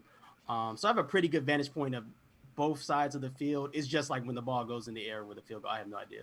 But it's a really good vantage point. You have to like, one of the things that I did when I was earlier was I would pay attention sometimes too much to either the video board or I was thinking way too much. Like I was thinking about this situation, that situation. Yep. And at one point, luckily it was the preseason, I completely missed it. The Jets were about to snap the ball and I still was playing music. So it's like you kind of got to always keep your eye on the field, know what's going on. And that's where all that preparation comes in, you know. One eye on that play clock, one eye on the field. That play clock is huge. Another eye on your Play clock. So what we do with the Steelers is and for those who are listening that do not know this, in the NFL you cannot play music when you're on defense either after the center's over the ball or after the play clock hits 20 seconds. At that point, music has to be off. But for the Steelers and as well as the Pitt Panthers, our actual audio, our soundboard operator actually fades me. It's not my job. I'm supposed to leave the music playing until he fades it, and he watches the clock for 20 seconds. And Oh, wow. 20 seconds. Yeah, we tried that. It didn't work. We tried it. It didn't work for us. It didn't work for us at all. Yeah, he does a great job at it. There's maybe once a year, maybe I'll he'll be kind of not paying attention, or maybe he's trying to fix something else, and I'll do it myself. But honestly, for me, it's like that's one less stressful thing off of my plate that I have to hit things right at 20 seconds. So yeah, he does that, and then I stop the song after he fades it. So question, Dave. So have you ever found, because what we found with that was because he was dealing with click A's and all the other audios, sometimes I would when we tried it, I would already be down when I needed to be up. So it was just like, look, we'll leave you at a specific, here's your volume. That's why I like, I know Ross was talking about this earlier about somebody from the team saying, don't play it too loud. Like once we set our levels, I'm not allowed to touch the master at all. Like if they see it even go above where it was, it's like, hey, can you not do that? So, so I don't even touch that. So pretty much I'm always, we're both almost, we're hot the whole time. Yeah. So we are not hot the whole time. And the only, I think only two things that are hot the whole time are the PA announcer's mic, which he has, a talk button, and then the ref mic. Those are the only two things on our soundboard. And we have, I think, about, it's either 24 or 32 channels. I think it's 24 channels, and they're literally every last one is used. And but I've never not been up when I need to be up. And I mean, I sit next to him, so I mean, I'm right next to him, so I can always tell him. But there are instances. So we vary the volume. For instance, if there's like an offensive timeout or there's a review, he will actually play, set me at a lower volume than say when we score a touchdown or when we're on defense. And sometimes if it gets down to like the last 5 minutes of the fourth quarter and we're on defense, I mean, he's like really, really cranking it. And some of that comes from our game day producer and him instructing our soundboard guy to either play louder, play quieter. But he's been there since the second season, I believe, at Heinz Field, which was 2002. So, I mean, he's been there with the team. He does both Pitt and the Steelers. They both play in the same stadium, and he's been there doing both teams' games for 18 years. So, I mean, he does a great job. Dope. I will say I am not a fan of that. And, I have a lot of DJs who work with me to help us with all the teams we work with too. And I know what's funny is my audio guy from AT&T Stadium, like texted me and he's like, hey, I'm watching, whatever. So I know he's sitting there going like, all right, EJ, you're going to ask me to turn it up again. I'm going to tell you to turn it down. But I do feel, and this is a kind of a thing that I always teach my younger DJs, that if you are able to have control of the situation, it makes you a better sports DJ in terms of the volume. So like, yes, of course, when it's a touchdown, you're going to crank it to your max level that you've already set in pregame. And then if it if there's a instrumental bed under a PA read, you're going to bring it down. If there's an injury, and you got to reflect to all of that too. But I also think that, almost what Premonition alluded to was, A1 is focusing not only on what you're doing, but hey, we've got a video coming up. Yeah. Oh, there's a ref mic, there's a foul. or a penalty or whatever, and oh wait, we got a wireless mic coming up from our in-game host and all this, and he or she may be focused on something else. So if he had brought you down and it's your time to go and you're playing music and now your producer's like, play music, let's go music, come on, you're like, all right, I'm up, so the way that I like to position it is, hey, we're professional, we're experienced, we know what we're doing. So let us take that off of your plate, A1, and trust us to be able to know when we crank it up, when we bring it down, and all that stuff too. Yeah, I actually had a question.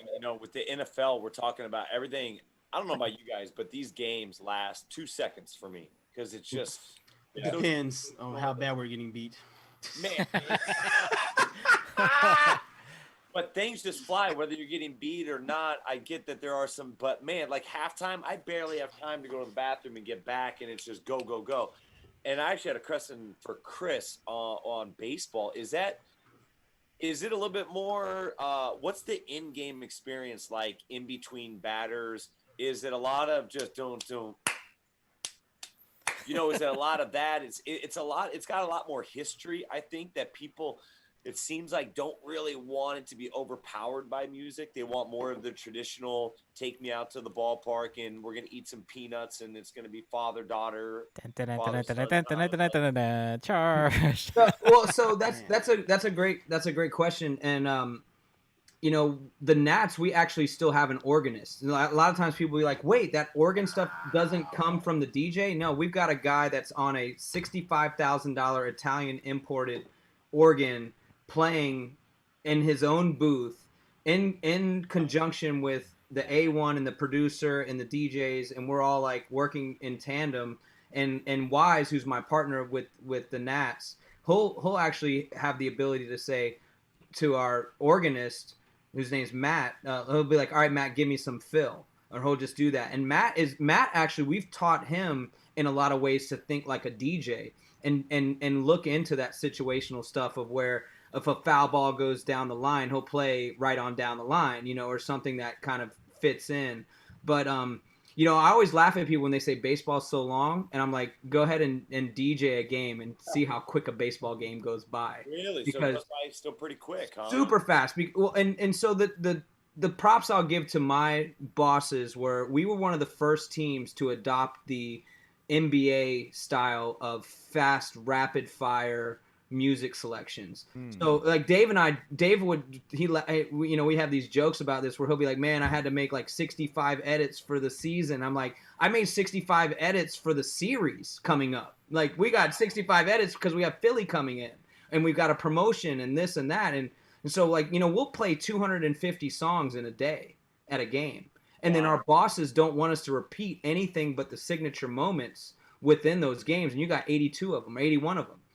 And so it's like it's our bosses originally came from an NBA background, and they were like, look, baseball is changing drastically to where the fans are like, this isn't really the same kind of entertainment that I'm looking for. And so they really rely on us and not just the DJs, but the entire in-game entertainment to provide that extra boost to keep people coming to a game, because baseball you don't have 8 games like the NFL where it's like you're hanging on to every moment. You've got a team that's coming in that's not in your division and it's August and they're out of it. And how are you getting people to engage?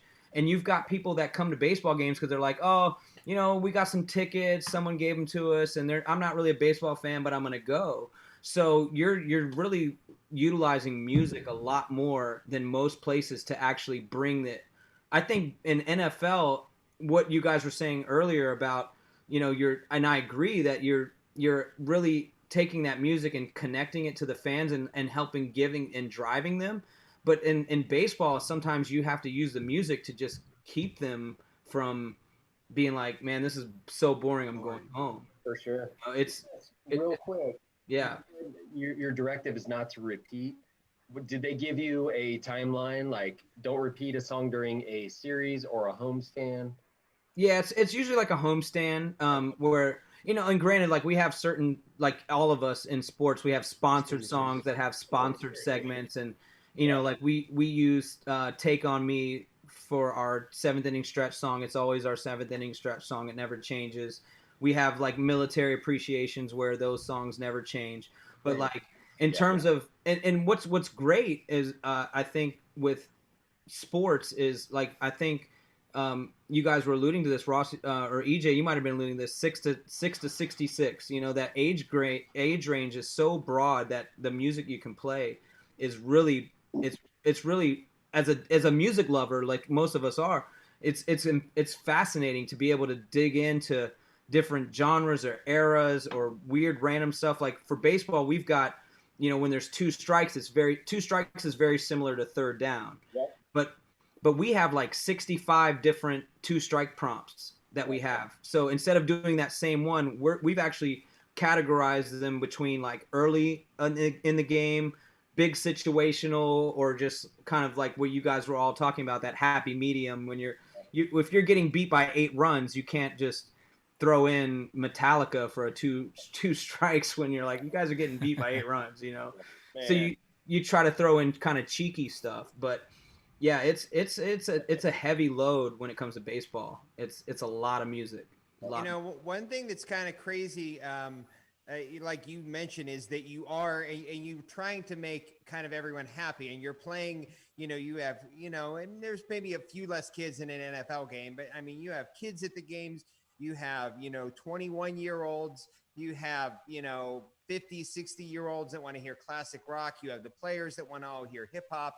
You want there to be just some fun poppy stuff. You have the ownership that doesn't want the music to be too much this way or too much that way. And so it's definitely a big juggling act. And it's something, you know, I feel for me that I'm constantly monitoring during a game, you know, in my head, like making sure, you know, I don't play too much top 40 or, I mean, the hip hop stuff's mainly kind of when we're on defense. And that's kind of has its own moment, but you know, as filler music, you know, I'm trying to make sure, you know, I play some classic rock, and I'm trying to make sure I play some current top 40 and maybe some, you know, 90s alternative or early 2000s indie. You know, I'm trying to keep a very good balance with all of the audiences that are there that I'm playing for. And the other funny thing, Ross, I was thinking about you saying, you know, a game seems to last 2 minutes. But you know, pregame, and a lot of people don't know this, and they're just blown away by it. But pregame, I don't know about everyone. It's probably varies a little bit, but we have to be, for the Steelers, in the stadium 5 hours before kickoff. And I know some teams might be 4.5. Some teams might be, you know, I mean, I feel like EJ, you told me you got to be there at 6 a.m. I'm there at 7. But for a 1 o'clock game, I have to be in Heinz Field at 8 a.m. And that is usually after DJing at a nightclub until 2 a.m. the night before. Yep. Unless you were in DC. And then you drove straight back. I think there was one time where you were in DC DJing at Heist, and then you had to get back for like an 8 o'clock game, but it still was like no sleep. You had to drive back and like. So I actually have, there's not a time determined on it, but I actually have a DC wedding, a DC wedding this upcoming fall, or there's, I don't know what time the wedding gets done, but it's going to be like 11-ish, I'm assuming. And I have a Steelers game at 1 p.m. the next day. And I'm going to have someone drive me. I'm basically going to pay, you know, a roadie in essence to drive me back to Pittsburgh after the game's over. So it's catch a nap in the car. Sometimes I have, you know, and EJ, I'm sure you have this. I mean, I'll have Saturdays where I'll have a pit game, wedding, nightclub, and then Sunday Steelers game. Like it's just wow. I mean, I'll be working for like, you know, 24 out of 30 hours straight. You know, it gets pretty crazy. There are times during November. I mean, of course, we can all divulge into this conversation, but it's like I'll have an 8 o'clock basketball game at TCU, and then a 11 o'clock start for a football game at SMU, and then I got to get to the 6 o'clock start for the TCU game, and then I've got a noon kickoff, which means a 6 a.m. call at Cowboys. So those are always the busy weekends, and that doesn't even count all the other stuff like the volleyball and all the things that we do. So thankfully I got a good team of people that can help me out. But and more than likely you sleep like shit because you're going to bed at 3 a.m. and you're petrified of like not waking up. So like I will set my alarm for like 7 a.m. and I'll wake up at 6:30 because I'm just, even in my sleep, I'm paranoid about not waking up. I thought I was the only one that has that feeling. Oh my God, I can't imagine being that busy and still having to think that way. Torture. I did a wedding in New York the night before we played a game. So I was like, the wedding was over at like maybe midnight 1, and I had to just get right back in my car and do like it's like a 4.5 hour drive, and straight to the state. Now the good thing is with sports, everyone's so pumped. You're excited to be there. Like the adrenaline just takes you to other 8 hours. You'll be there, and then I don't even crash after games anymore. I come home, I'm still pumped, energized. Like my wife's like, "Can you calm down?" I'm like, "Oh, just at the stadium for about 8 hours." So it takes me like a whole nother like 4 or 5 hours to even come down from a game. Even with the losses. Even with the losses. Well, for me, I play every Sunday night at the Flats in Pittsburgh, which for those of you who follow me on Instagram know that, but it's like the biggest Sunday night party in the city. So I'll do a game after a crazy weekend, and then I have to go DJ in a club for 5 more hours. Damn, that's wild. Just everything. Long ass weekends in the fall. I'm going to jump in with a question that came from IG a little while ago, and actually I'll kind of frame this 2 ways. So when it comes to everybody knowing each other, this is really good because as DJs, we all know that there's a lot of overlap in our social circles. And then you guys specifically working with major league teams in the NFL, and then Chris as well in the baseball space. When you play the big games, though, for example, the World Series and the Super Bowl, how are those games? How do they decide who plays those games? Well, for the Super Bowl, especially. Yeah, especially for the Super Bowl. Is it decided by whoever the home team DJ is for that stadium, or is they? No, it's the league. The league can talk about that.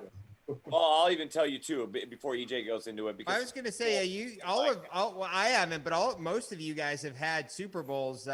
Adrian, Ross, and EJ have all had Super Bowls. What? Oh no, yeah, at the stadium now. Yeah. I mean, hosted them. Yeah, I was super pumped up. Like, oh my God, the Super Bowl's in Miami. Am I going to be the guy for this? And I was all hyped up on it. But I think they've been using the same guy who DJs for the Giants, right? That's right. Yeah. And so I guess he probably has a contract with the actual NFL. They're comfortable with him. And it's just like, if it ain't broke, let's not fix it. Let's just keep this guy going. Yeah, so regardless of the stadium, I think if they come into Pittsburgh, Dave, you're out, bro. You're out, Dave. But EJ, you're the backup, right? Because you get to do London when he doesn't do London. I don't know exactly Ray's situation with NFL versus another company called Van Wagner. But Van Wagner is contracted to do a lot of national and international events. So they have the NFL contract. And so when Ray has a conflict, thankfully I've been lucky enough to be, fill in for him. I was actually, I've gotten to do a couple London games over the last few years, which has been awesome. There's nothing like being able to have an international trip that's all paid for and get to go and entertain, a sold out stadium. But the one weird thing about this whole deal was I was supposed to go also do the Mexico City game between the Rams and the Chiefs a couple of years ago. I remember there was the Shakira concert that like burned the field or something and made it all like unplayable. Wow. So I missed out on, like, they moved it to LA, so I missed out on that trip. But yeah, it's all through Ray's the guy, man. He's been doing it for a long time, and he does a great job too. Like, did that Van Wagner or whoever the NFL just kind of randomly pick him because he's based in New York, or I'm just curious how that all inspired. That's like a 30-year-old question, from what I've been told. I mean, because we have our production team is Van Wagner too, and so I was talking to him about it, and he was like, "Look, this guy's been there forever." Like, so you'd have to ask like somebody that was probably well retired to even know what that thought process was. Yeah. Now let me ask this, and EJ, maybe you could speak to this from your London situation, or Adrian, maybe you've had to do this, when the 49ers were in the Super Bowl. But so EJ, like when you're in London, do basically both teams give you music and kind of tell you this music is for this purpose in the game? Is that kind of what goes on? Yeah, that's a great question, actually. So when there are London games, the home team, they're still a home team. Yes, and it's produced as a home game. So I've done a Rams home game. I've done a what was the other one? Well, and I don't remember what the other one was, but the other one, which I am so sad to admit, it was an Eagles home game. So it was really weird to do that. But yeah, so they'll actually send representatives out, and then our producers there will get us all the, they'll send their cheerleaders and all this stuff. So it's basically a home game, which is really weird though, because when you go to those stadiums, when Wembley's full, there are 32 different NFL jerseys throughout the crowd. And they don't know what to, and it's like, hey, it's defense, make noise, and they're booing. Which is, they don't know, and it's understandable, but it's just a weird dynamic there. But yes, we produce those as whatever home team is playing at that time. So like you on defense, you would basically like play audio between downs on defense, keep it silent on offense, kind of thing. Yep, absolutely. Now, Adrian, now like when the 49ers would go to the Super Bowl, were you involved in giving some music to the Giants guy that plays the Super Bowl, like intro song and stuff like that? Yeah. So basically, when it was time for us to go, I've been involved with 2 Super Bowls now for us. And they were a little different each time, but this time particularly, they wanted me to deliver to Ray all of our quote unquote signature elements. So, whether that's first down, what we traditionally play for a first down, our third down stuff, kickoff stuff, and any other, what was that? All your intros. Yeah. Like when all the intros. And then also a selection of just other typical music you would hear at a 49ers game. And with us, and I'm imagining also with many of you, there are regional preferences. Artists that are just huge in your areas. So in our case, we've got a number of them. And so, I prepped a bunch of that stuff for them too. And when I was at the game, I heard him play pretty much everything I gave him. The only thing I had qualms about in what he did for the game was his defense drums are like really slow.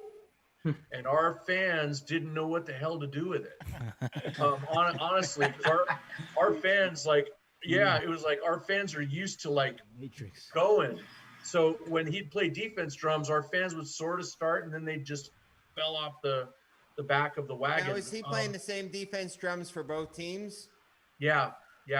So then the other thing I wanted to mention that is kind of just jumps off from what EJ was saying is I've done a number of bowl games at Levi's. We have bowl games every year, and that is, and the soccer internationals and all that. And so in a case like that, both teams are supplying you with their signature pieces, and you're playing to the script based on who's doing what and how the game's going, et cetera, et cetera. And it's not too much for college because, as we all know, the college bands play such a big role in that. But nevertheless, there is an interesting thing playing a game neutral versus playing it as a partisan.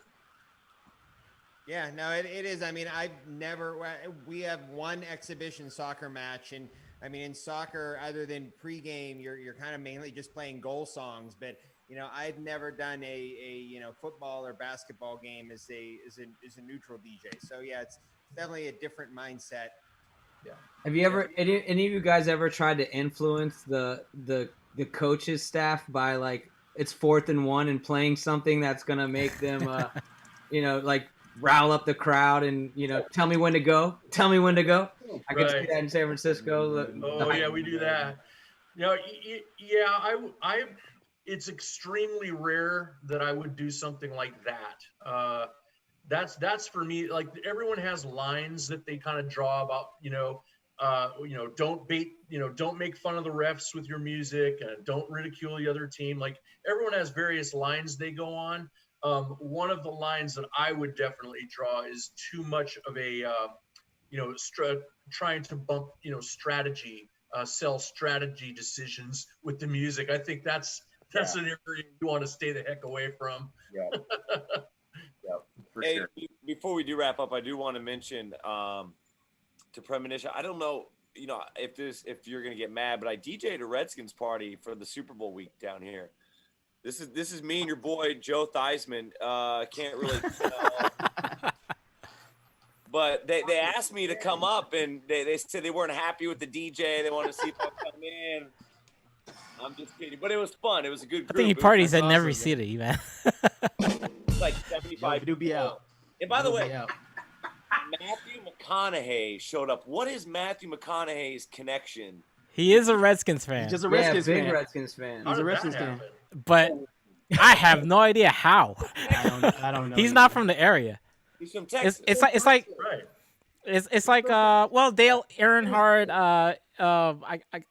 Well, Dale Earnhardt is more because when he was a kid, Carolina didn't Carolina, have a yeah, team. it's understood. There's a yeah. lot of Redskins fans in Carolina. But yeah, that one we have no idea. I don't know. Yeah, it's so random, but it was such a good group. Joe Theismann was like the most down to earth guy. I'm sure you guys see him everywhere. He's great. He's going funny. around shaking hands and Yeah, he's great. Gary Clark's another one that's like is still in the community a lot. The Like, Posse? Gary Clark's a really cool guy. Oh, Ron Rivera, man, I love that guy. I'm excited about him.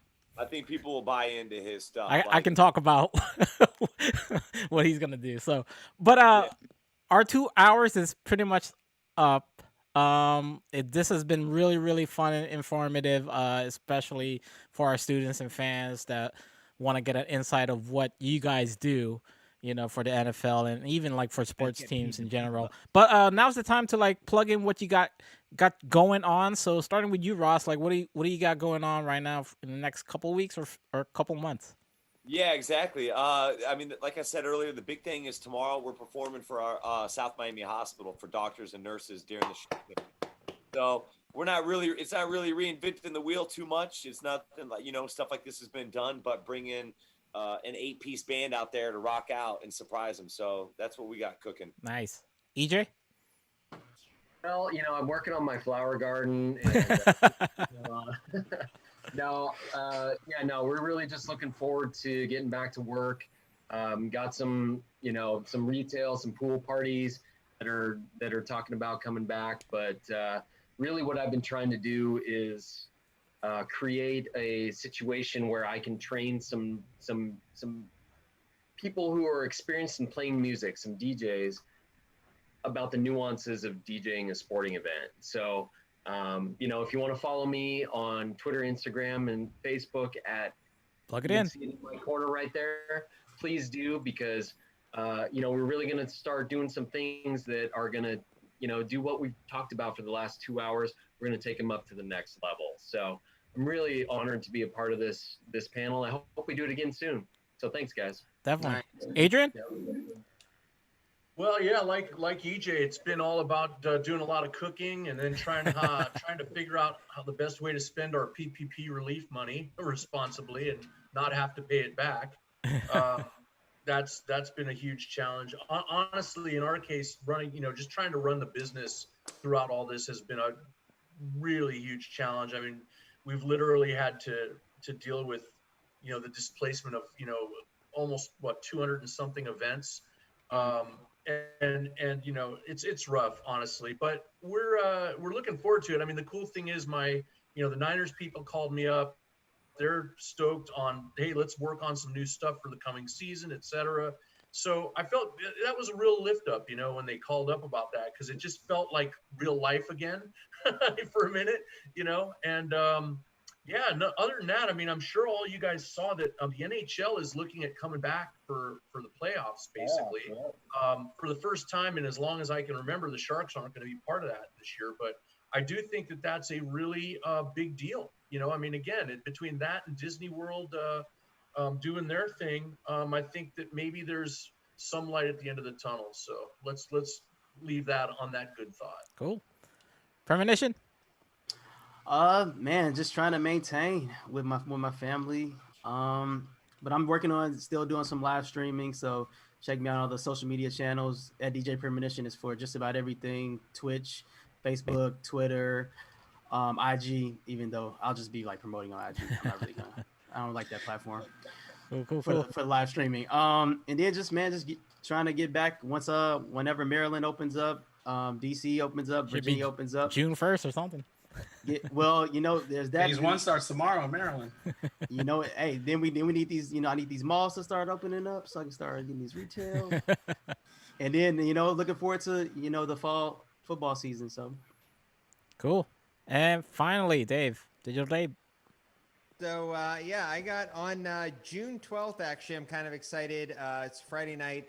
I am going to be on making my debut on SiriusXM Fly. I've done stuff on Shade 45, but I've never been on Fly. So it's their hip hop and 90s and 2000s hip hop and R&B channel.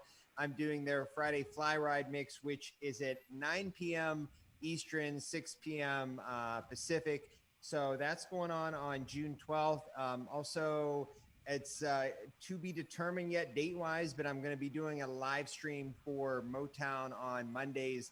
The OG San Francisco Motown on Mondays has been doing streams on Mondays, so I'm going to be doing something with them coming up. They're going to putting together some great DJs from all over the country, and I love Motown and funk and soul, so I'm excited about that. So you can also find out when that date does get released by hitting up my Instagram at DJ Digital Dave 1.